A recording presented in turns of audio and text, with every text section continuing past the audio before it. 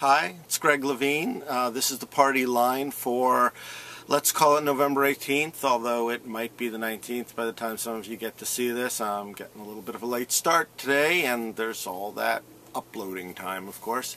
I want to talk today. I want to talk today before I write. I've been lately writing the posts and then talking about them in the video. But I found that when I post a video with a post, most people don't watch the video.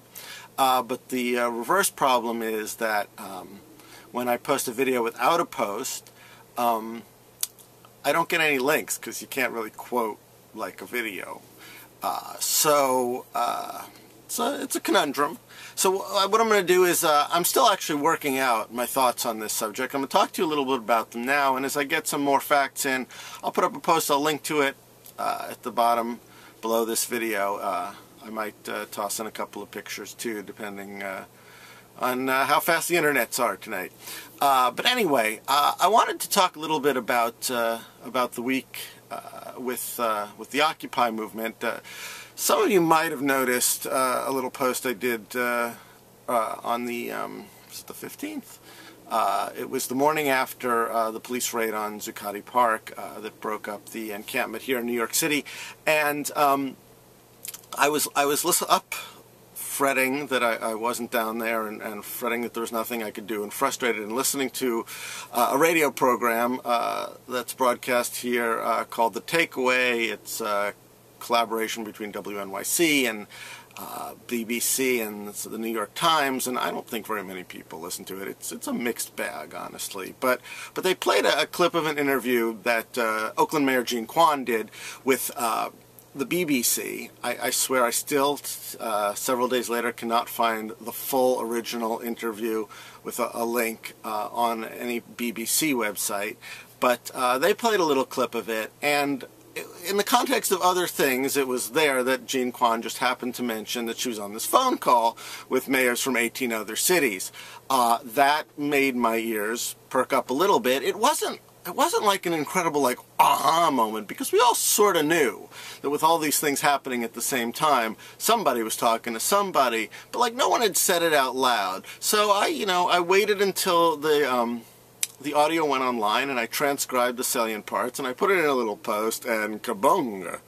My ears were burning all day. I honestly, I have never written a post with even a fraction of that much attention, which is cool, right? But it wasn't all I wanted to do on the story, because knowing that was fine, but like I said, it was kind of, it was more of a like, well, of course, than a aha, gotcha kind of moment. I wanted to know what was on those tapes, in those calls. What was said in those calls? Were they taped? Were they transcribed? There must be something. Was it just mayors? Were there federal officials there? These are questions that everyone is asking, and there's been a lot of hypothesizing since. We've seen a post in something called The Examiner that has an anonymous DOJ official talking on Deep Background, saying that there was some sort of federal coordination. It's kind of as close as we've gotten on that. But there are lots of sort of angles to go off in this. It turns out there's several different groups of calls. There's the mayor, the national I'm going to space on the name, the National Council of Mayors. There's a monthly call that mayors are invited to. I don't know if Jean Quan's going to be invited to them anymore. But there also have been talks amongst police executives since the beginning, at least, of the Occupy movement, probably before, through an organization called PERF, the Police Executive Research Forum, trying to find out more about them. There's a little bit about them in an article, a Friday article in the San Francisco Bay Guardian. Looking for a little more before I write this all up. There's also a lot of other organizations that probably provided the forum, if we don't yet have the actual links to, conversations between city organizations in the major Occupy cities, if not between the cities and the federal government.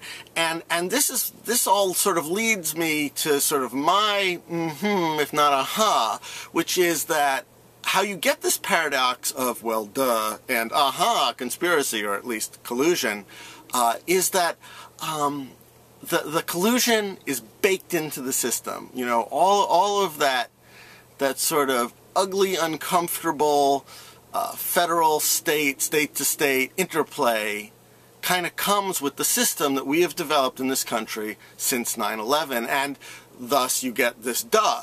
Now, sometime back before the 9/11 reforms to our national security state, this all would have been considered quite horrific, honestly. I mean, after the exposing of COINTELPRO and various other domestic programs that were spying on lawful activities amongst dissident groups in the United States, there were a series of reforms both at the federal and in various state police organizations, city and state police organizations that were supposed to prevent this. It's not really cool for the United States government to spy domestically on United States citizens. There was supposed to be a nice wall between the sort of intel work that we did abroad via the CIA and the police crime-stopping work that we did domestically with the Department of Justice, the FBI, and state and local police. Because we were so upset about the siloing after 9/11, we have taken down some of those walls. We've allowed a lot more conversation to the extent that you know, you even get the situations like you have here in New York City, where New York has essentially built this uber-intense security organization where you had a guy sitting in the offices, Ray Kelly, NYPD police commissioner, sitting with him, who was kind of holding dual citizenship between the Central Intelligence Agency and the NYPD, and when he was informed you can't really do that, he chose to stay with the NYPD because there are, you know, there's less oversight. So you have that kind of situation, but what I'm getting at is that, of course, there's going to be coordination, collusion, talk. It's like it's part of our system now.